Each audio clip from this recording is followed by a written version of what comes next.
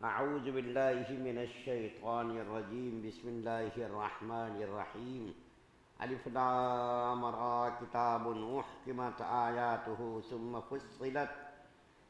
فصلت من لدن حکیم خبیر اللہ تعبدوا الا اللہ اننی لکم منہ نذیر وبشیر وان استغفروا ربکم ثم توبوا الیہ یمتعکم متاعا حسنا إلى أجل مسمى ويؤتي كل ذي فضل فضله وإن تولوا فإني أخاف عليكم عذاب يوم كبير۔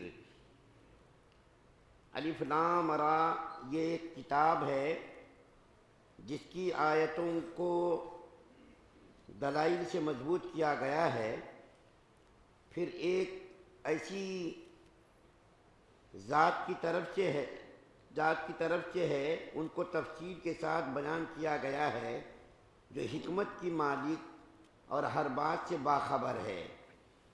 یہ کتاب پیغمبر کو حکم دیتی ہے کہ وہ لوگوں سے یہ کہیں کہ ایک اللہ کے سوا کسی کی عبادت نہ کرو، میں اس کی طرف سے تمہیں آگاہ کرنے اور خوشخبری سنانے والا ہوں، اور یہ بات بتا دینا کہ اپنے پروردگار سے گناہوں کی معافی مانگو، پھر اس کی طرف رجوع کرو، وہ تمہیں ایک مقرر مدت تک زندگی سے اچھا لطف اٹھانے کا موقع دے گا، اور اس شخص کو اس نے زیادہ عمل نہیں کیا ہے کیا ہوگا، اپنی طرف سے اور اگر تم نے منہ موڑا مجھے تم پر ایک دردناک عذاب الہی کا ڈر ہے۔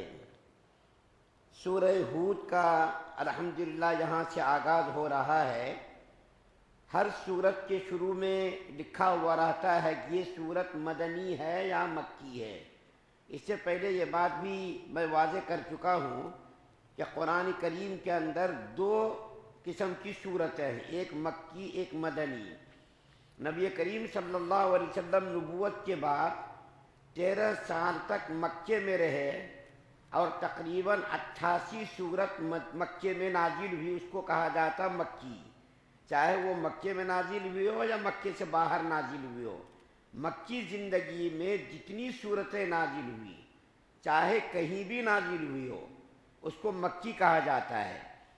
اور نبی کریم صلی اللہ علیہ وسلم ہجرت فرما کر مدینہ تشریف لے گئے تو وہاں جانے کے 10 سال کی مدت میں تقریباً 26 صورت نازل ہوئی، اور ان صورتوں کو کہا جاتا ہے مدنی، چاہے وہ مدینے میں نازل ہوئی ہو یا مدینے سے باہر کہیں بھی نازل ہوئی ہو، مکے میں ہی کیوں نہ نازل ہوئی ہو۔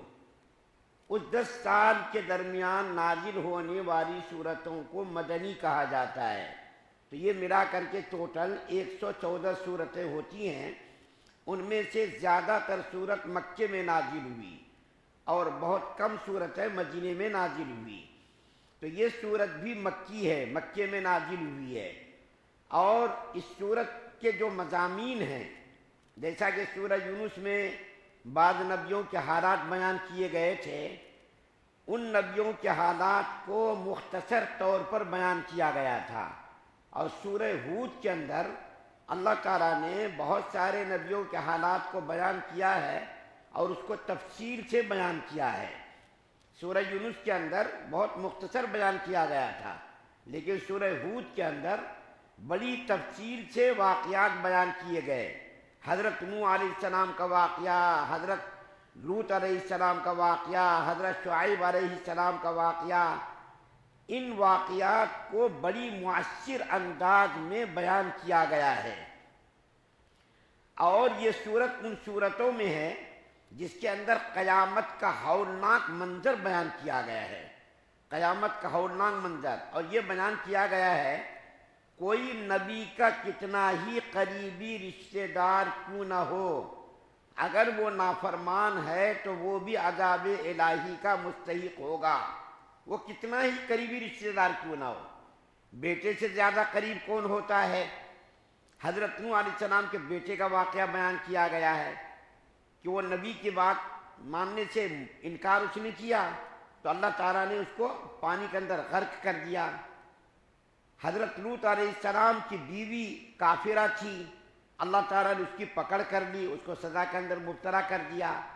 تو اس کے اندر یہ بیان کیا گیا ہے کہ نبی کا چاہے کتنا ہی قریبی رشتہ دار ہو، اگر وہ خدا کی بات نہیں مانتا تو وہ بھی گرفت میں آئے گا، عذاب الہی کے اندر آئے گا، وہ بھی نہیں بچ سکے گا۔ اس کے اندر، اس صورت کے اندر اتنا ہولناک مضمون بیان کیا گیا ہے کہ نبی کریم صلی اللہ علیہ وسلم کی داڑھی کے کچھ بال سفید ہو گئے تھے۔ تو ایک مرتبہ حضرت ابو بکر صدیق رضی اللہ تعالیٰ عنہ نے، جو عاشق رسول تھے، سچے عاشق تھے، اس کے عشق کے اندر کوئی شک و شبہ نہیں تھا، نبی کریم صلی اللہ علیہ وسلم کے اوپر جان مال سب کچھ قربان کر دیا تھا۔ انہوں نے ایک مرتبہ غم کا اور رنج کا اظہار کرتے ہوئے عرض کیا، یا رسول اللہ صلی اللہ علیہ وسلم، آپ کی عمر تو ابھی اتنی نہیں ہے اور آپ کی داڑھی کے بال سفید ہو گئے، بہت کم عمر میں آپ کے اوپر بڑھاپا نظر آنے لگا۔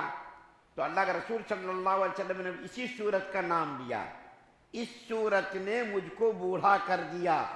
یعنی اس کے اندر اتنے ہولناک مضامین کو بیان کیا گیا ہے اور ایسے ایسے نافرمان قوموں کا تذکرہ کیا گیا ہے کہ ان قوموں کا تذکرہ پڑھ کر کے، ان ہولناک مناظر کو پڑھ کر کے اللہ کے رسول صلی اللہ علیہ وسلم خوف کے مارے بوڑھے نظر آنے لگے۔ اور ایک روایت میں آتا ہے سورہ مرسلات اور سورہ ہود اور سورہ تکویر اور بعض صورتوں کا اور نام آیا ہے، ان صورتوں کے پڑھنے نے مجھ کو بوڑھا کر دیا، کیونکہ وہ اہل زبان تھے، نبی کریم صلی اللہ علیہ وسلم کی زبان عربی تھی، وہ معنی کو، مفہوم کو سمجھتے تھے۔ ہم لوگ پوری زندگی قرآن پڑھتے ہیں، سنتے ہیں، ہم اس کے مفہوم کو، اس کے مطلب کو نہیں سمجھ سکتے، اس لیے ہم لوگوں پر اس قرآن کے پڑھنے کا کوئی اثر نہیں ہوتا۔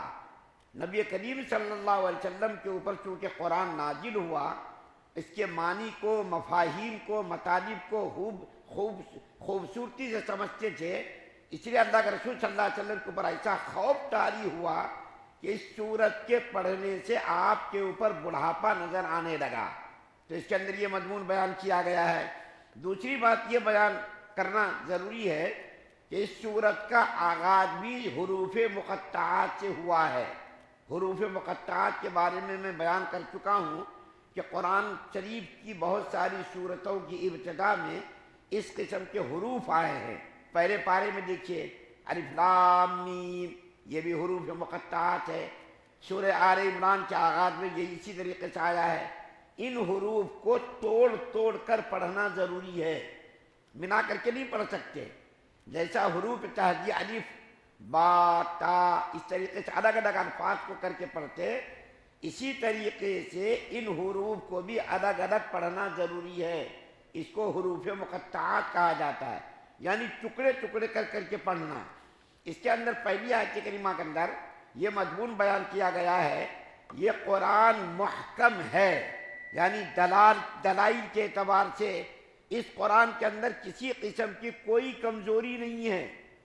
اس قرآن کے اندر الفاظ کے اعتبار سے، معنی کے اعتبار سے، ہر اعتبار سے قرآن کریم کیا ہے؟ مکمل ہے۔ لفظی اعتبار سے بھی، معنوی اعتبار سے بھی اس کے اندر کوئی کمی نہیں ہے۔ دنیا کے اندر لاکھوں کروڑوں کی تعداد میں کتابیں چھپی ہیں، لیکن کوئی آدمی یہ نہیں کہہ سکتا کہ یہ کتاب کامل مکمل ہے، اس کے اندر کوئی نقص، کوئی کمی، کوئی غلطی کا امکان نہیں ہے، کوئی دعویٰ نہیں کر سکتا۔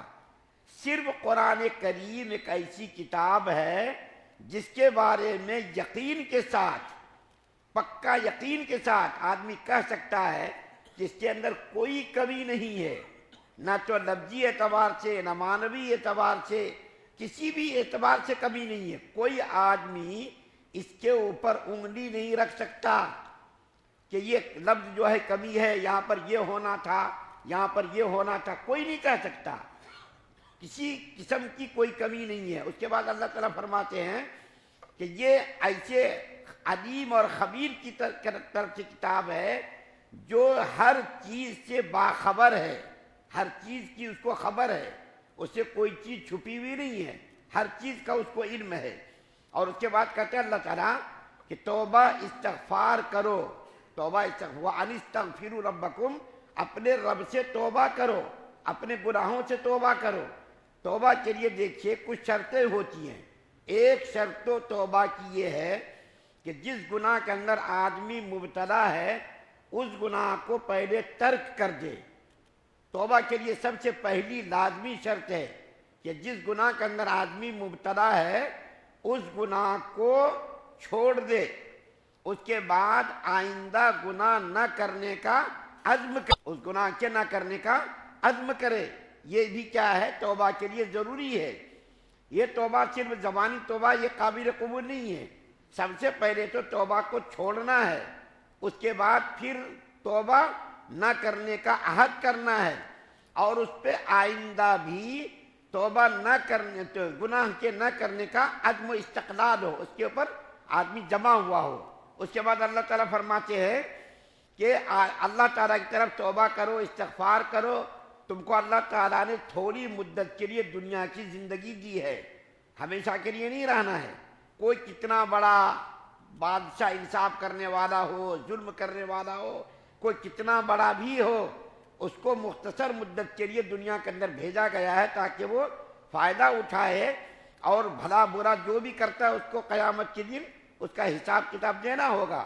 اور تیسری آیت کریمہ کا جو آخری جملہ پڑھا گیا وہ یہ پڑھا گیا کہ میں تمہارے بارے میں عذاب علیم سے ڈرتا ہوں۔